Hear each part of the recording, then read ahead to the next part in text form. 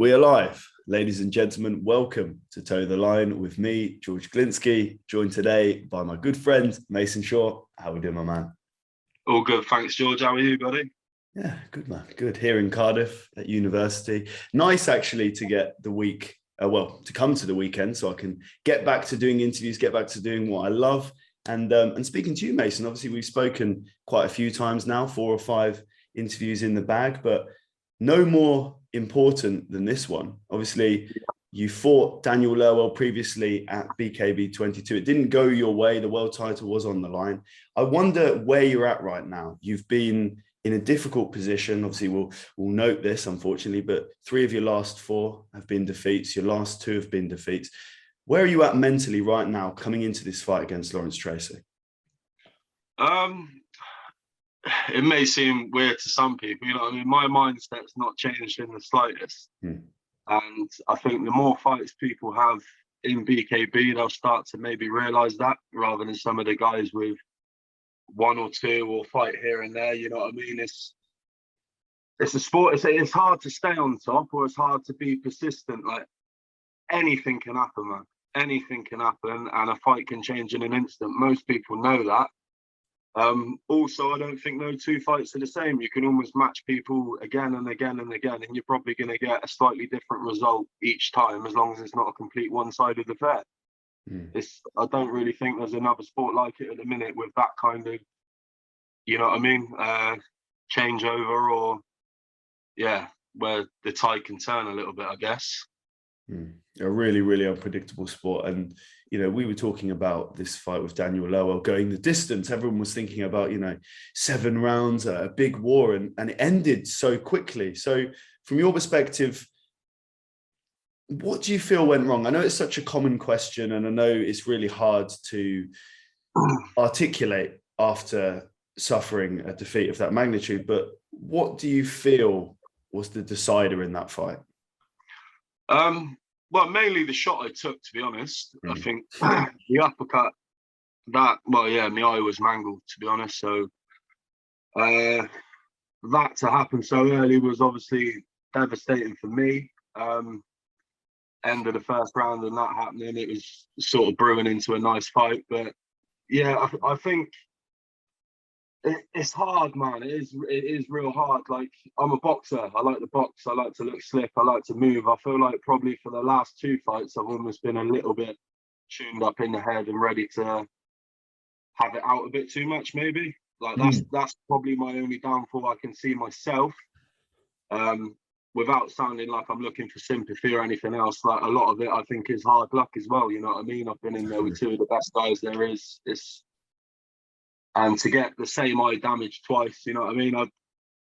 I with that uppercut from Dan, it's like I got double lacerated. So I got a cut under my eyelid, and then I got a cut just over my eyelid, and it's like on the corner of my eyelid as well. So it was almost like, it's hard to explain. Like, you know, when people turn their eyelids inside out? Yeah. It felt like almost that happened, and I had blood like running out of my eye or something. It weren't nice. It was a hefty shot. Whatever way people want to look at it and how the referee perceived it, that is what it is. And my reason for me not kicking off after that as well, obviously me and Dan have got a lot of respect for each other. I wouldn't do that to anyone, you know what I mean? The referee made his decision. The shot was allowed. That is what it is, you know what I mean? I got up, I tried to continue. He came over the top with a nice right hand, hit the same eye again, and you know what I mean?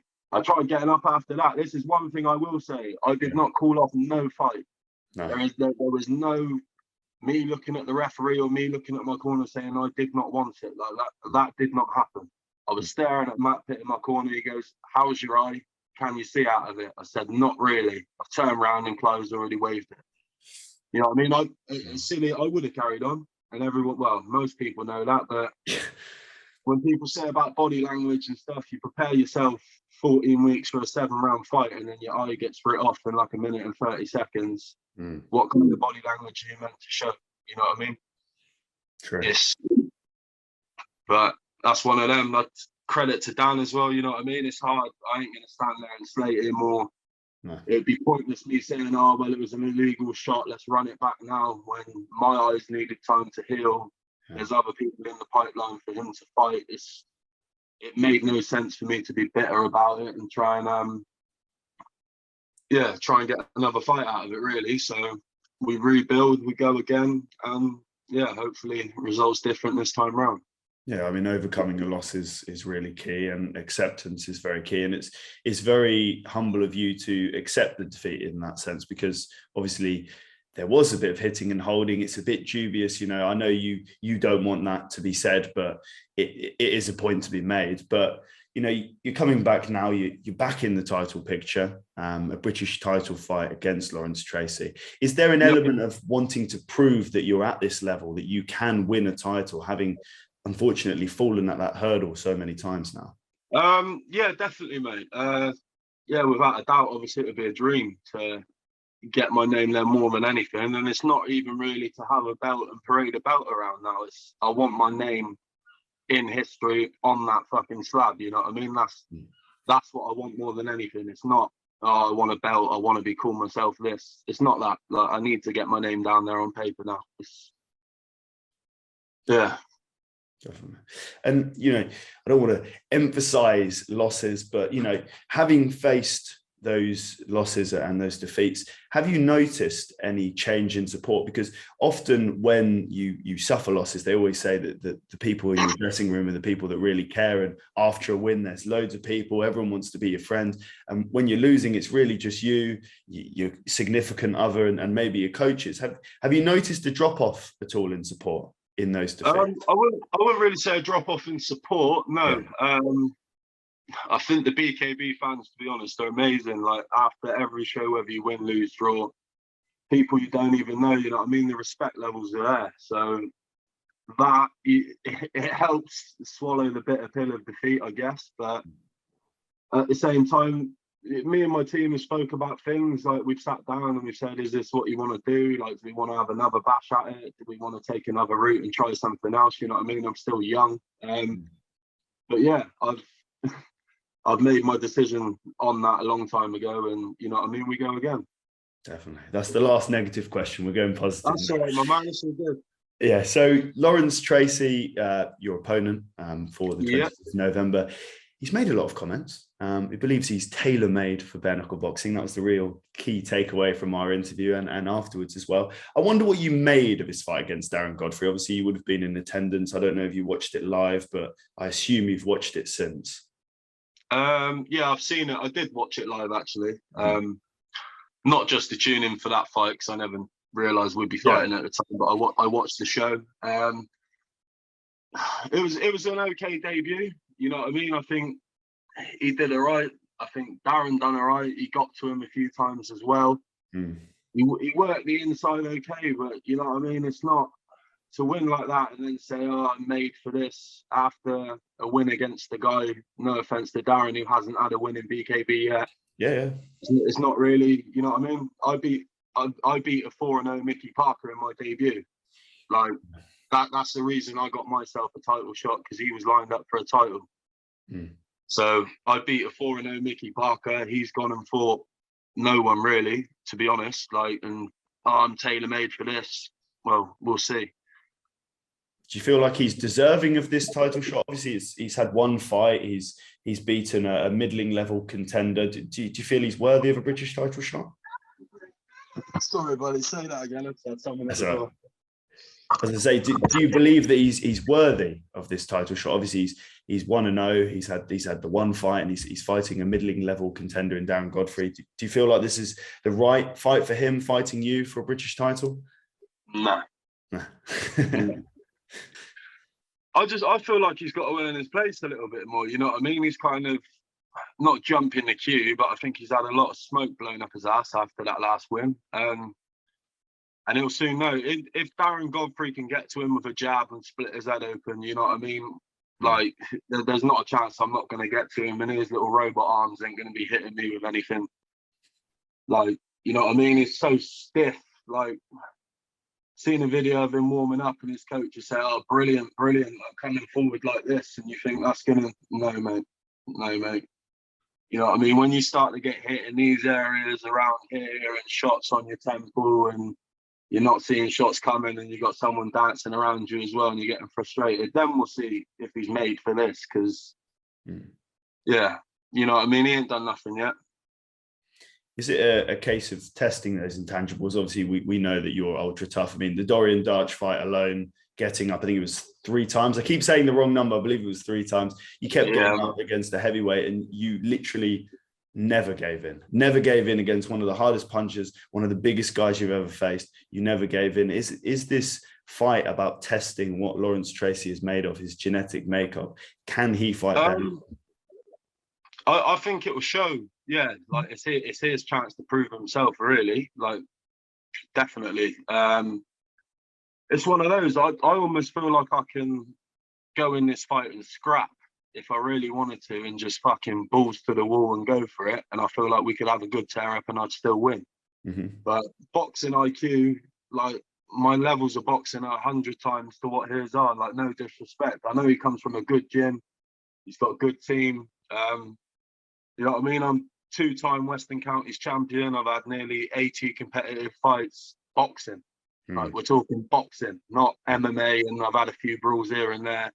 Boxing. So I know this is BKB, bare knuckle boxing. It is a fight most of the time as well. It's a balance of the two, but I just can't see it, George, my man. You know what I mean? I think he's bitten off a big task. So I could be proven wrong. Like we said earlier on, like, things can change in an instant. But I just feel he's too stiff. He's too rigid. I think he used to fight at like welterweight or something like that. So I don't know. He looks like he's been on the fucking jungle juice as well while he's at it. Yeah, we'll see. Like, I've seen plenty of guys like him. Like I said, he wants to walk forward with them hands up and trying to eat shots to make me stand still, like Darren did, and a few little tappy uppercuts, this, that. Ain't happening, mate. Ain't happening. And you're from the same area, so we've got to ask. Originally, yeah. Do you know him personally? Do you know people that know him? I think my older sister said she knows him. I've got a feeling she did say she knows him, but no, I know his gym. I got a lot of family in Cheltenham still. That's where I was born. A hell of a lot of family there, to be honest.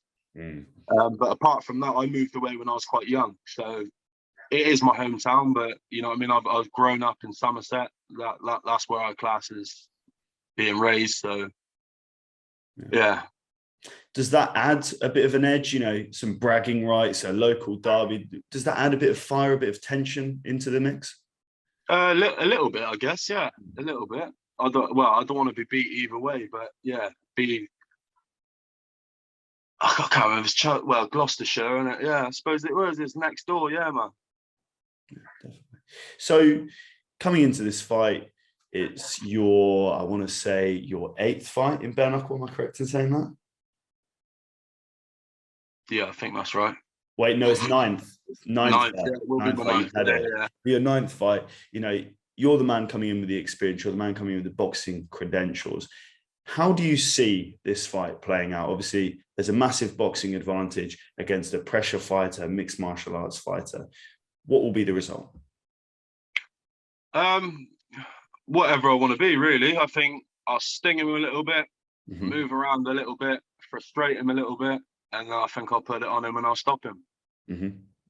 Round? Have we got a particular round? I reckon midway, round 3. Solid. Okay. So sponsors and thanks. We'll finish off there. That is the difficult question, as always. I always forget to remind people. I did remind you. Don't know if you actually have them written down. This is off the top of my head now, but I'm sure I'll get it all right. So we've got Burnham-on-Sea Rugby Club. That's where I grew up playing rugby in my local town. I played there a couple of weeks back as well. I had a good run round. Those guys have been a big help. Last camp, sort of seeing me over to this camp as well. So massive thank you to them. I got Robert Godfrey at the Crown Inn in Bridgewater. Big shout out to him. Brendan Moore, FD2 Services. His good friend and training partner as well. Thank you to him. Oh, how many more we got there? Tomahawk Doors, Matt Pitt. He's day one sponsor. He's helped me out for a lot. Yeah, all round good guy. You know what I mean? He sorts out a lot behind the scenes as well.